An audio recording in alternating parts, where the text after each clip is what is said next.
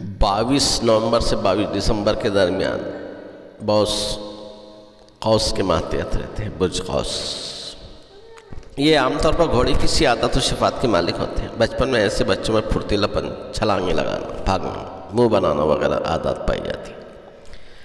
تعلیم میں یہ بچے سست ہوتے ہیں، اسکول کی زندگی کو پھلانگتے ہی گزار دیتے ہیں۔ یہ مستقبل کے معاملے میں خوش نصیب رہتے ہیں۔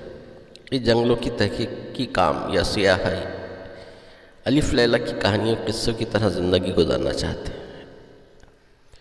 ان میں بے مقصد باتیں کرنا، فضول خیالات کا شکار ہونا، اوچھاپن اور بھونڈا طریقہ اختیار کرنا ان کی عادات میں شامل ہوتا ہے۔ اس برج کا ستارہ مشتری ہوتا ہے جو کہ فائنانس سے منسوب ہے۔ اس برج کا ستارہ مشتری ہوتا ہے، اس کو ہندی میں دھنو بھی کہتے ہیں۔ اس راشی والے اردو میں قوس، برج قوس